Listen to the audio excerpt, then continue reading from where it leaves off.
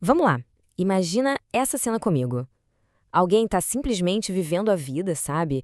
Pegando o metrô, andando no shopping ou só caminhando pela rua mesmo. E aí, do outro lado da rua, uma pessoa usando um par de óculos olha na direção dela. Coisa de 2 segundos. E pronto. Nesse tempinho, uma inteligência artificial já descobriu o nome dela. E olha, não para por aí não. Em questão de segundos, esse completo estranho já sabe onde a pessoa trabalha, quem são os amigos dela, informações que deveriam ser privadas, de repente ficam ali, expostas para qualquer um. Pode até parecer roteiro de filme de ficção científica, né? Mas não é. Essa é uma tecnologia que a Meta, a empresa dona do Facebook e Instagram, planeja lançar lá para 2026. E é por isso que hoje a gente vai entender melhor todo o debate em torno desses novos óculos e o que isso realmente significa para a nossa privacidade. Para a gente entender o tamanho dessa polêmica, primeiro a gente precisa saber que projeto é esse, né? Do que exatamente estamos falando? Então, o projeto tem um nome interno, Name Tag. A ideia é bem direta, usar o Meta AI, que é a inteligência artificial da empresa, para que os óculos inteligentes consigam reconhecer pessoas em tempo real e, na mesma hora, puxar as informações biográficas delas. Agora, olha que interessante. Os engenheiros pensaram em duas versões. A primeira, mais contida, só reconheceria pessoas que o usuário já conhece, que já estão conectadas com ele nas redes. Mas é a segunda versão que, olha, é de arrepiar. Ela poderia identificar qualquer pessoa que tenha um perfil público no Instagram ou em outra rede. Ou seja, um completo estranho poderia saber quem a pessoa é, sem pedir licença e sem deixar rastro nenhum. E é exatamente aí que a coisa fica séria. Vamos falar sobre o custo humano do reconhecimento facial em massa e todas as preocupações éticas que essa tecnologia levanta. O ponto aqui é focar nos perigos bem reais, sabe? Principalmente para as mulheres. Pensa só no que isso significa. Um ex-parceiro abusivo poderia descobrir na hora a nova rotina, o novo emprego. Mulheres que fugiram de violência doméstica poderiam ter todo o esforço para se manterem anônimas destruído. E até o assédio na rua ganha uma nova dimensão, com o agressor já sabendo o nome e outros detalhes da vítima antes mesmo de falar com ela. E o mais assustador é que essa identificação acontece ali, em tempo real, sem que a pessoa tenha a menor ideia de que está sendo escaneada.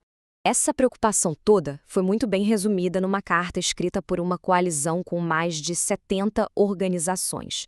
Eles disseram o seguinte: as pessoas deveriam poder se mover em suas vidas diárias, sem o medo de que stalkers, golpistas, abusadores e agentes federais estejam silenciosamente verificando suas identidades. É, pesado, né? Isso dá uma dimensão da gravidade do problema. Mas por que tanta desconfiança com a Meta? Bom, para entender isso, a gente precisa dar uma olhadinha no histórico da empresa quando o assunto é privacidade. Olha só esse número, 5 bilhões de dólares. Foi essa multa recorde que a empresa pagou para a Federal Trade Commission, lá nos Estados Unidos, por violações de privacidade. É muito dinheiro. E não parou por aí, não. Teve mais 2 bilhões de dólares para resolver processos em Illinois e no Texas por acusações de coletar dados faciais sem permissão. Ou seja, o histórico de problemas com privacidade é longo e, digamos, bem caro.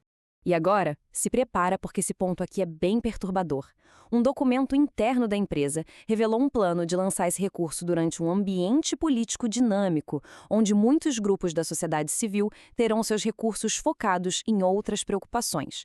Traduzindo, a estratégia parecia ser lançar a tecnologia quando as pessoas estivessem distraídas demais para perceber ou reagir. Complicado, né?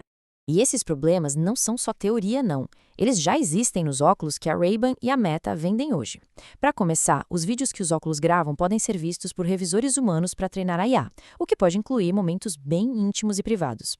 Além disso, estudantes de Harvard já provaram que dá para conectar os óculos a um programa de busca facial e identificar estranhos. E como saber se alguém está gravando? O único sinal é uma luzinha de LED branca minúscula que é super fácil de passar batido. Diante de tudo isso, como é que a sociedade civil reagiu? Vamos ver como foi a mobilização contra esse projeto.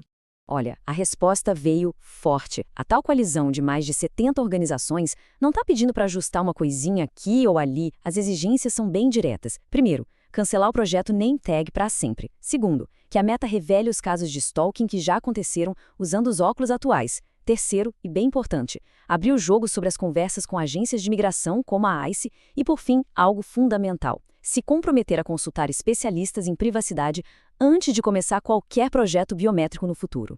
E qual foi a resposta da Meta para tudo isso? A empresa nem confirmou nem negou o projeto.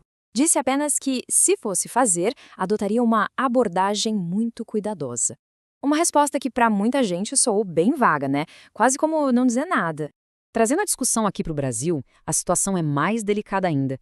A gente tem a LGPD, a nossa Lei Geral de Proteção de Dados, mas ainda não existe uma regra específica para esses dispositivos vestíveis com câmera, os wearables, como esses óculos.